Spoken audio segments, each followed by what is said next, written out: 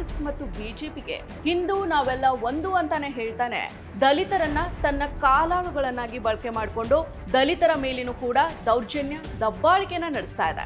ರಿಜಿತ್ ಶಂಕರನ್ ಅವರ ಮೇಲೆ ಆರ್ಎಸ್ಎಸ್ ಕಾರ್ಯಕರ್ತರು ದಾಳಿಯನ್ನ ನಡೆಸಿ ಹತ್ಯೆನ ಮಾಡಿದ್ರು. ಗೌರಿ ಲಂಕೇಶ್ವರ ಹತ್ಯೆ ಪ್ರಕರಣದಲ್ಲಿ ಈವರೆಗೆ ಬಂಧನಕ್ಕೊಳಗಾಗಿರೋ ಎಲ್ಲ ಆರೋಪಿಗಳು ಸಂಘ ಪರಿವಾರದ ಕಾರ್ಯಕರ್ತರೇ ಆಗಿದ್ದಾರೆ. ಹಲವಾರು ವಿಮರ್ಶಕರು, ಚಿಂತಕರು ಆರ್ಎಸ್ಎಸ್ ಅನ್ನ ಭಾರತದಲ್ಲಿ ಹಿಂದುತ್ವವಾದಿ ಭಯೋತ್ಪಾದಕ ಸಂಘಟನೆ ಅಂತ ಕರೆದಿದ್ದಾರೆ. ಈ ದಿನ.com ನಮ್ಮ ಕರ್ನಾಟಕ ನಡೆದ 50 ಹೆಜ್ಜೆ ಮುಂದಿನ ದಿಕ್ಕು ಎಂಬ ವಿಶೇಷ ಸಂಚಿಕೆಯನ್ನು ಹೊರತಂದಿದೆ. ಈ ವಿಶೇಷ ಸಂಚಿಕೆಯನ್ನು ಖರೀದಿಸೋಕೆ ಈ ಕೆಳಗೆ ಕಾಣಿಸ್ತಾ ಇರೋ ನಂಬರ್ನ ಸಂಪರ್ಕಿಸಿ. ನಮಸ್ಕಾರ, ನಾನು ಸ್ವಪ್ನ. ಆರ್ಎಸ್ಎಸ್ ಮತ್ತು ಬಿಜೆಪಿಗೆ ಕೋಮುವಾದ, ಮನುವಾದನೇ ಜೀವಾಳ. ತನ್ನ ರಾಜಕೀಯಕ್ಕಾಗಿ ಸಮುದಾಯಗಳ ನಡುವೆ ವಿಷ ಬೀಜವನ್ನ ಬಿತ್ತಿ ಹಿಂಸಾಚಾರ, ಗಲಭೆಗಳನ್ನ ಸೃಷ್ಟಿ ಮಾಡಿ ಲಾಭನ ಪಡಿತಾ ಇದೆ. ಹಿಂದೂ ನಾವೆಲ್ಲ ಒಂದು ಅಂತಾನೆ ಹೇಳ್ತಾನೆ ದಲಿತರನ್ನ ತನ್ನ ಕಾಲಾಳುಗಳನ್ನಾಗಿ ಬಳಕೆ ಮಾಡಿಕೊಂಡು ದಲಿತರ ಮೇಲಿನೂ ಕೂಡ ದೌರ್ಜನ್ಯ ದಬ್ಬಾಳಿಕೆನ ನಡೆಸ್ತಾ ಇದೆ. ಸಮಾಜದ ಶಾಂತಿಯನ್ನ ಕದಡ್ತಾ ಇದೆ. ಸಂಘ ಪರಿವಾರವಾದ ಕಾರ್ಯಕರ್ತರು ಗೂಂಡಾಗಿರಿ ನಡೆಸೋದು, ಗಲಭೆ, ಹಿಂಸಾಚಾರ, ದೌರ್ಜನ್ಯ, ಕೊಲೆ ಪ್ರಕರಣಗಳಲ್ಲಿ ಆರೋಪಿಗಳಾಗಿದ್ದಾರೆ. ಹಾಗೇನೆ ಜೈಲನ್ನು ಕೂಡ ಸೇರಿದ್ದಾರೆ. ಹೀಗಾಗಿನೇ ಹಲವಾರು ವಿಮರ್ಶಕರು, ಚಿಂತಕರು ಆರ್ಎಸ್ಎಸ್ ಅನ್ನ ಭಾರತದಲ್ಲಿ ಹಿಂದುತ್ವವಾದಿ ಭಯೋತ್ಪಾದಕ ಸಂಘಟನೆ ಅಂತ ಕರೆದಿದ್ದಾರೆ. ಇದೀಗ ಕೇರಳದಲ್ಲಿ 19 ವರ್ಷಗಳ ಹಿಂದೆ ನಡೆದಿದ್ದ ಸಿಪಿಐಎಂನ ಕಾರ್ಯಕರ್ತನ ಹತ್ಯೆ ಪ್ರಕರಣದಲ್ಲೇ 9 ಮಂದಿ ಆರ್ಎಸ್ಎಸ್ ಕಾರ್ಯಕರ್ತರಿಗೆ ತಲಕ್ಕೇರಿ ಹೆಚ್ಚುವರಿ ಜಿಲ್ಲಾ ಸೆಷನ್ಸ್ ನ್ಯಾಯಾಲಯ ಮಂಗಳವಾರ ಜೀವಾವಧಿ ಶಿಕ್ಷೆಯನ್ನ ಪ್ರಕಟ ಮಾಡಿದೆ. ಈ ಬಗ್ಗೆ ಸಂಪೂರ್ಣವಾದ ಮಾಹಿತಿಯನ್ನು ಇವತ್ತಿನ ಈ ವಿಡಿಯೋದಲ್ಲಿ ತಿಳಿಸ್ಕೊಡ್ತೀನಿ. ಅದಕ್ಕೂ ಮೊದಲು ನೀವು ನಮ್ಮ ಈ ದಿನ ಯೂಟ್ಯೂಬ್ ಚಾನಲ್ಗೆ ಸಬ್ಸ್ಕ್ರೈಬ್ ಆಗಿಲ್ವಾದ್ರೆ ಕೂಡಲೇ ಸಬ್ಸ್ಕ್ರೈಬ್ ಆಗಿ ನಮ್ಮ ಪ್ರತಿ ವಿಡಿಯೋಗಳ ನೋಟಿಫಿಕೇಶನ್ಗಾಗಿ ಪಕ್ಕದಲ್ಲೇ ಇರೋ ಬೆಲ್ ಬಟನ್ ಅನ್ನು ಕ್ಲಿಕ್ ಮಾಡಿ. ಈಗ ಟಾಪಿಕ್ಗೆ ಬರೋಣ. 2005 ಅಕ್ಟೋಬರ್ 3ರಂದು ಕನ್ನಪುರಂ ಚುಂಡಾದ ಸಿಪಿಐಎಂನ ಕಾರ್ಯಕರ್ತ 25 ವರ್ಷದ ರಿಜಿತ್ ಶಂಕರನ್ ಅವರ ಮೇಲೆ ಆರ್ಎಸ್ಎಸ್ ಕಾರ್ಯಕರ್ತರು ದಾಳಿಯನ್ನ ನಡೆಸಿ ಹತ್ಯೆನ ಮಾಡಿದ್ರು. ಚುಂಡಾದ ದೇವಸ್ಥಾನದ ಬಾವಿ ಬಳಿ ಮಾರಕಾಸ್ತ್ರಗಳನ್ನ ಹಿಡಿದು ಹೊಂಚ ಹಾಕಿ ಕುಳಿತಿದ್ದ ಈ ಆರೋಪಿಗಳು ರಿಜಿತ್ ಅವರ ಮನೆ ಕಡೆಗೆ ನಡ್ಕೊಂಡು ಬರ್ತಿರುವಾಗ ಏಕಾಏಕಿ ಅವರ ಮೇಲೆ ದಾಳಿಯನ್ನ ನಡೆಸಿದ್ರು. ಈ ಘಟನೆಯಲ್ಲಿ ರಿಜಿತ್ ಅವರು ಹತ್ಯೆ ಆಗಿದ್ರು. ಅವರ 3 ಸ್ನೇಹಿತರು ಕೂಡ ಗಾಯಗೊಂಡಿದ್ರು. ಈ ಪ್ರಕರಣದ ಸುದೀರ್ಘ ವಿಚಾರಣೆಯನ್ನು ನಡೆಸಿರೋ ತಲಕ್ಕೇರಿಯ ನ್ಯಾಯಾಲಯ 2025 ಜನವರಿ 4ರಂದು ವಿಚಾರಣೆಯನ್ನು ಪೂರ್ಣಗೊಳಿಸಿದೆ.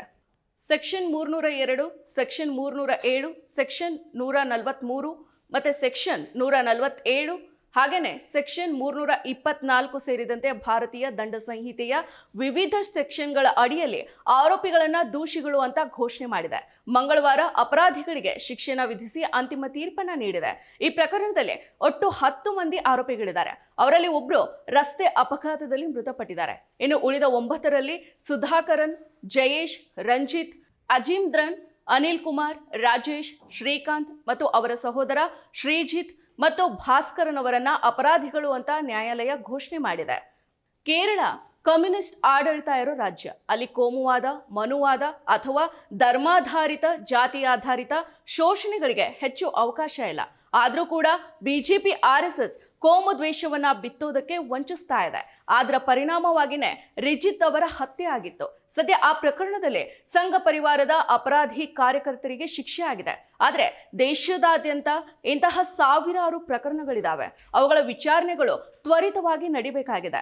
ಸಂಘ ಪರಿವಾರದ ಹಿಂದುತ್ವವಾದಿ ಭಯೋತ್ಪಾದನೆಗೆ ಬಲಿಯಾದವರಿಗೆ ನ್ಯಾಯ ದೊರಕಬೇಕಾಗಿದೆ. 2007ರಲ್ಲಿ ಗುಜರಾತ್ನಲ್ಲಿ ನಡೆದ ಗೋಧ್ರಾ ಕೋಮು ಗಲಭೆಯ ಸಮಯದಲ್ಲೇ ತುಂಬು ಗರ್ಭಿಣಿಯಾಗಿದ್ದ ಬಿಲ್ಕಿಸ್ ಬಾನು ಮೇಲೆ ಸಂಘ ಪರಿವಾರದ ಕಾರ್ಯಕರ್ತರು ಸಾಮೂಹಿಕವಾಗಿ ಆ ಪ್ರಕರಣದಲ್ಲಿ ಅಪರಾಧಿಗಳಿಗೆ ನ್ಯಾಯಾಲಯ ಜೀವಾವಧಿ ಶಿಕ್ಷೆನ ವಿಧಿಸಿತ್ತು. ಆದ್ರೆ ಗುಜರಾತ್ನ ಬಿಜೆಪಿ ಸರ್ಕಾರ ಆ ಅಪರಾಧಿಗಳನ್ನ ಸನ್ನಡತೆ ಆಧಾರದ ಮೇಲೆ ಬಿಡುಗಡೆ ಮಾಡಿತ್ತು. ಸುಪ್ರೀಂ ಕೋರ್ಟ್ ಚಾಟಿ ಬೀಸಿದ ಬಳಿಕ ಆ ಅಪರಾಧಿಗಳು ಮತ್ತೆ ಜೈಲು ಪಾಲಾಗಿದ್ದಾರೆ. ಇನ್ನು ವಿಚಾರವಾದಿಗಳು, ಚಿಂತಕರಾದ ಗೋವಿಂದ್ ಪನ್ಸಾರೆ, ನರೇಂದ್ರ ದಾಬೋಲ್ಕರ್, ಎಂ ಕಲ್ಬುರ್ಗಿ ಹಾಗೂ ದಿಟ್ಟ ಪತ್ರಕರ್ತೆ ಗೌರಿ ಲಂಕೇಶ್ವರ ಹತ್ಯೆಯಾಗಿ ಹಲವಾರು ವರ್ಷಗಳು ಕಳೆದಿದ್ದಾವೆ. ಈ ಎಲ್ಲಾ ಹತ್ಯೆಗಳನ್ನ ಸಂಘ ಪರಿವಾರದ ಕಾರ್ಯಕರ್ತರೇ ಮಾಡಿದ್ದಾರೆ. ಸಂಘ ಪರಿವಾರವೇ ಮಾಡಿಸಿದೆ ಅನ್ನೋ ಆರೋಪಗಳು ಕೂಡ ಸಂಘ ಪರಿವಾರದ ಮೇಲಿದೆ. ಗೌರಿ ಲಂಕೇಶ್ವರ ಹತ್ಯೆ ಪ್ರಕರಣದಲ್ಲಿ ಈವರೆಗೆ ಬಂಧನಕ್ಕೊಳಗಾಗಿರೋ ಎಲ್ಲ ಆರೋಪಿಗಳು ಸಂಘ ಪರಿವಾರದ ಕಾರ್ಯಕರ್ತರೇ ಆಗಿದ್ದಾರೆ. ಪನ್ಸಾರೆ, ದಾಬೋಲ್ಕರ್, ಕಲಬುರ್ಗಿಯವರ ಹತ್ಯೆ ಪ್ರಕರಣಗಳ ತನಿಖಾ ಭಾರಿ ನಿಧಾನಗತಿಯಲ್ಲಿ ಸಾಗಿತ್ತು. ಬಹುತೇಕ ಆ ಮೂರೂ ಪ್ರಕರಣಗಳು ಮುಚ್ಚಿ ಹೋಗ್ಬೋದು ಅನ್ನೋ ಅಭಿಪ್ರಾಯಗಳಿದ್ವು. ಆದರೆ ಗೌರಿ ಲಂಕೇಶ್ ಹತ್ಯೆ ಪ್ರಕರಣದ ತನಿಖೆ ಚುರುಕುಗೊಂಡು ಆರೋಪಿಗಳನ್ನ SIT ಬಂಧನ ಮಾಡಿ ವಿಚಾರಣೆಗೆ ಒಳಪಡಿಸಿದಾಗ ಇದೇ ಆರೋಪಿಗಳು ಅಥವಾ ಇದೇ ಸಂಚುಕೋರರು ಆ ಮೂರೂ ಪ್ರಕರಣಗಳಲ್ಲಿಯೂ ಭಾಗಿಯಾಗಿದ್ರು ಅನ್ನೋದು ಗೊತ್ತಾಗಿದೆ. ಹೀಗಾಗಿ ಪನ್ಸಾರೆ, ದಾಬೋಲ್ಕರ್, ಕಲಬುರ್ಗಿ ಹತ್ಯೆ ಪ್ರಕರಣಗಳ ತನಿಖೆ ಮರುಜೀವವನ್ನ ಪಡೆದುಕೊಂಡಿದೆ. ಮತ್ತೊಂದು ವಿಚಾರ ಏನಂದ್ರೆ, ಕರ್ನಾಟಕದಲ್ಲಿ ಸಂಘ ಪರಿವಾರದ ಹಿಟ್ ಲಿಸ್ಟ್ ನಲ್ಲೇ ಇನ್ನೂ 12 ಮಂದಿ ಚಿಂತಕರು ಇದ್ರು ಅನ್ನೋದು 2018ರಲ್ಲಿ ಚರ್ಚೆಯಲ್ಲಿತ್ತು. ಗೌರಿ ಲಂಕೇಶ್ ಹತ್ಯೆ ಪ್ರಕರಣದ ತನಿಖೆ ತ್ವರಿತವಾಗಿ ಸಾಗಿದ್ರಿಂದ ಹಂತಕರ ಸದ್ದಡಗಿದೆ. ಹೀಗಾಗಿನೇ ಈ 4 ಚಿಂತಕರ ಹತ್ಯೆ ಪ್ರಕರಣಗಳ ತನಿಖೆ ತ್ವರಿತವಾಗಿ ಮುಗಿಬೇಕಾಗಿದೆ. ನ್ಯಾಯಾಲಯ ವಿಚಾರಣೆಗಳನ್ನ ಶೀಘ್ರವೇ ಮುಗಿಸಬೇಕಾಗಿದೆ. ಅಪರಾಧಿಗಳಿಗೆ ಶಿಕ್ಷೆನ ವಿಧಿಸಬೇಕಾಗಿದೆ. ಮುಂದಾಗಬಹುದಾದ ಹತ್ಯೆಗಳನ್ನ ತಡೆಯೋದಕ್ಕೆ ಈ ವಿಚಾರಣೆ ಮತ್ತು ಶಿಕ್ಷೆ ಅತ್ಯಗತ್ಯವಾಗಿದೆ.